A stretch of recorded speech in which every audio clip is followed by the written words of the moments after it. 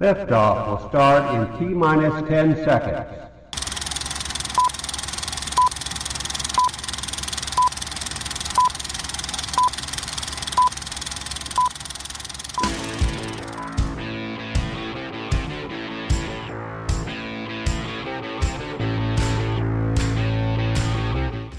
Hey everybody, this is Evan and John, and you're listening to the Boomer and X Show.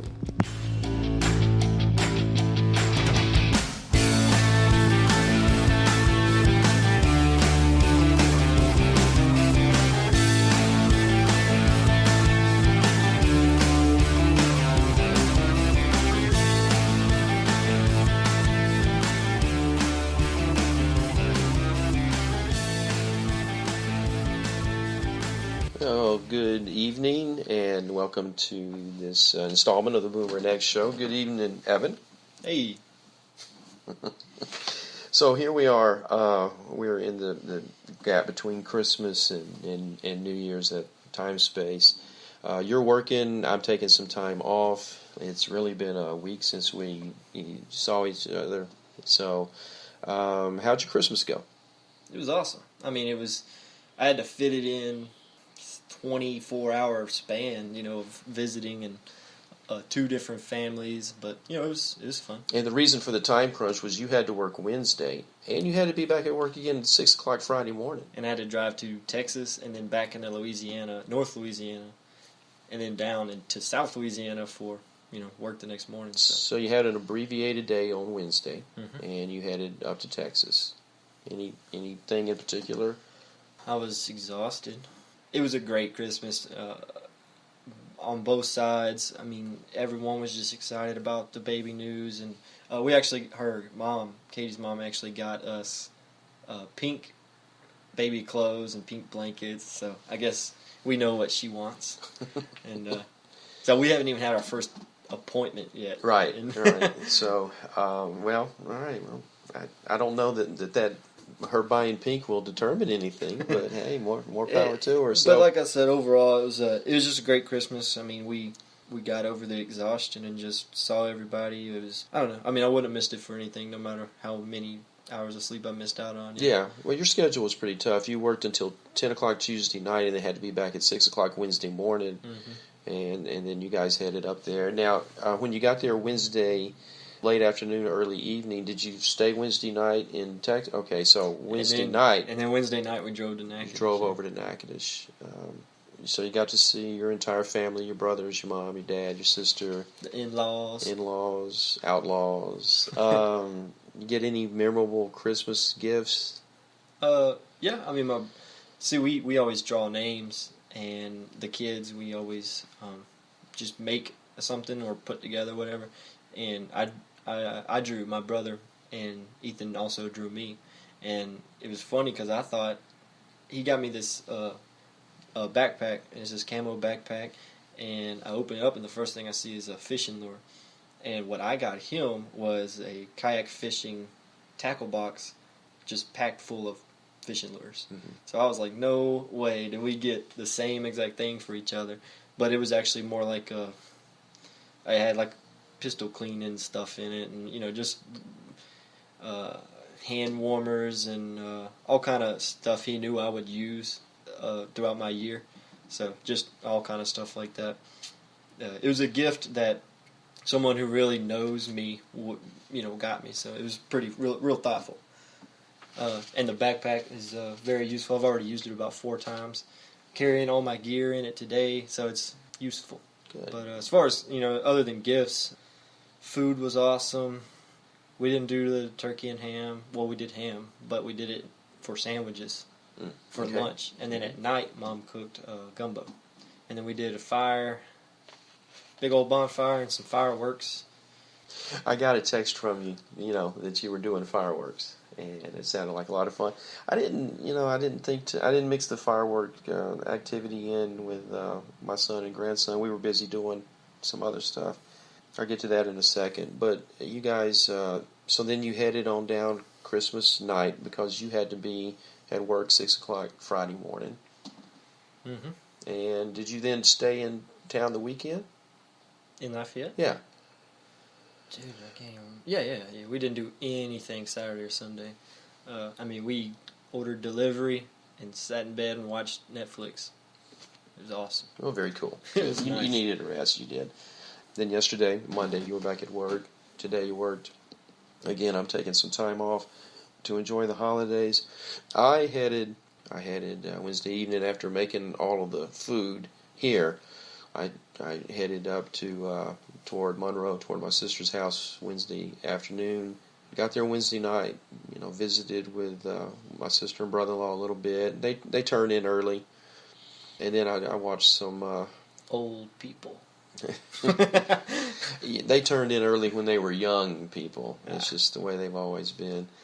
But I watched some football, and then on Christmas Day, I went and got my mom and brought her over there. So anyway, we had a nice visit. Again, like I've told you before, it's a pretty low key group.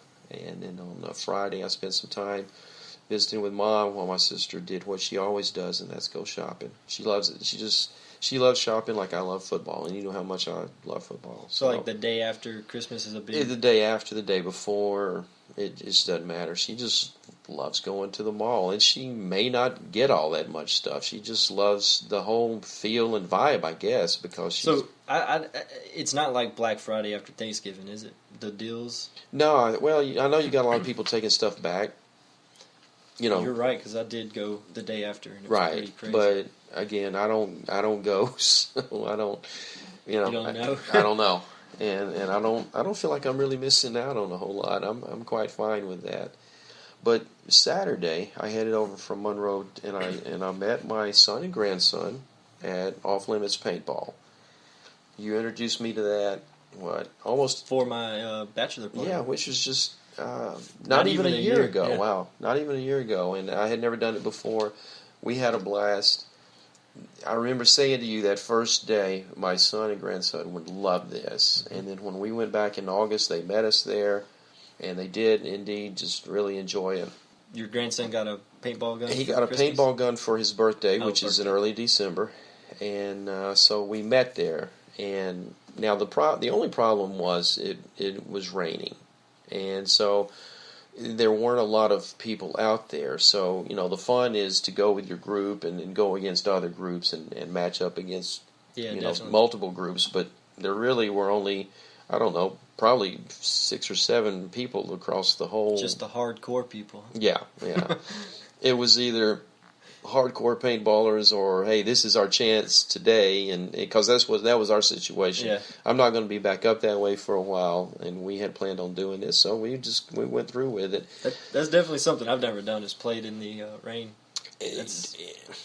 From a standpoint of the rain, it didn't bother me. The only thing that bothered me was the fact that I couldn't see anything out of my damn face mask. And that's those rentals. They just... they suck. Well, the guys that were there refereeing say that they had real top-of-the-line face mask, and they were still fogged up, too. I mean, it just... Now, it lightened for a while, and we went to the indoor track. When the lightning stopped, then we headed back out. We refueled, put the air back in our guns. My grandson's is a CO2 gun, so... They let him use... They let him use it. They refilled it with CO2, and then we went out to the speedball course. And by that point, it was just raining so hard, and I couldn't see anything. And we were 4 going against 3, and I couldn't see anybody.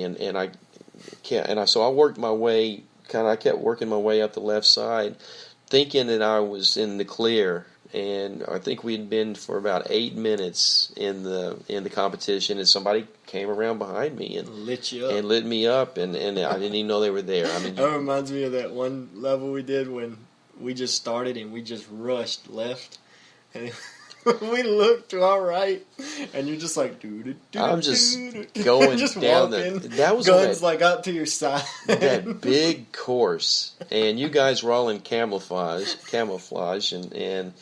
and my day, I found myself in the middle of a turkey shoot.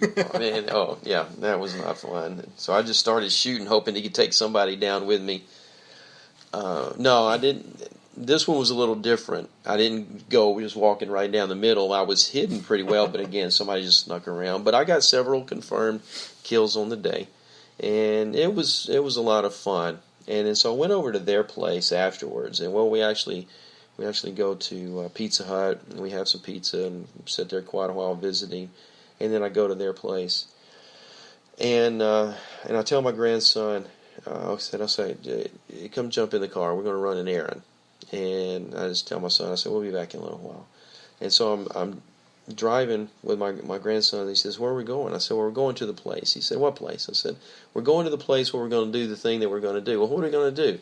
The thing we're going to do at the place. And he's like, well, what are we doing? I don't know why he was so curious and anxious about where we were going. But so anyway, we're driving, and there's pretty much an abandoned mall on the southwest side of Shreveport called South Park Mall. Yeah. And when I was a kid and a teen, when I was a teen, it was the big deal. Well, now the only thing out there is a church. There's actually a church in the mall, and a Burlington coat factory. And I don't think there's anything else in the mall. There's stuff around. The point is you can get a very deserted parking lot. And it was evening anyway. It was night. And since he's just turned 13. I took him out there, and so we pull up to the mall parking lot. I don't think he still has a clue what's going on. And I said, get out of the car. He said, why? I said, just get out of the car. And so he gets out of the car, and he's reaching over and he's holding the door like you're gonna leave I'm going to leave him. Like this is some 13-year-old manhood test. Like I'm going to dump you off here and you have to find your way back home or something. I don't know, but he was. I just get out of the car. So anyway, he's looking at me, and I get out of the car. And I walk around. I said, now go around the other side. I said, now get in the car. I would have thought by now he would have gotten it, Yeah. I said, now get in the car. So he gets in the driver's seat, and I think he finally figured out, okay, well, my grandpa's going to let me drive. So anyway, we spent 20-25 minutes out there just driving around, and we had a real good time. And then I went back and visited with them a little bit. We were watching some bowl games. The Penn State-Boston College game was a real good game. The Independence Bowl, which our kind of post-Christmas time that we had spent together the past 2 years, we had gone to the Independence Bowl, but this year we decided to do something a little different. But driving out to their place, I was getting out there just as the game ended, and I saw some nice fireworks on the north side of Independence Stadium there. But anyway, that was our time together. We enjoyed it. I got back home about 3 a.m. Sunday. Yeah, I drove back down 3 a.m. Sunday. Of course, just a real quick word about fantasy football. Since we were in the finals in both of our leagues, and my son and I, talked a couple of times on Sunday about that. We won our league. Yeah. And we actually ended up runner-up. By we, you mean you and your son and grandson. Yeah. Not me and right. you. Right. That's right. Our team won. I ended up fourth. So, against Ethan, who I beat last year for third. Right. So he kind of got revenge this year. Yeah, I brought the trophy back so we can go ahead and get another plaque on. That's cool. But anyway, we did that. We won that. We came in second in the other one, but there's a little cash involved, and that's good. So fantasy's over. I enjoyed it. Had a blast with it. I'm glad it's over. I'm glad that as I watch the NFL playoffs, I don't have to worry about how many points, who's getting hurt, who's getting points, who's not getting points. I just pull for my Steelers, and it was fun. Glad it's over. Looking forward to next year. Football-wise, we've got the playoffs coming up. I know we're not going to put a whole lot of time into this because we've got something really big coming up. So we'll just have to hold off on some NFL playoff conversation for our next episode because we have an interview with someone that has played the game and had coached the game, and a good friend of mine going back about 20 years. His name is David Sterling. He lives out in Southern California right now. We've got an interview with him, and that is coming up in our next episode. Yep. Just going to be John and Dave because couldn't really figure out a way for two people to interview one guy. So John's good buddies with him, so I'm going to step back and just kind of monitor the sound and everything. And enjoy the interview.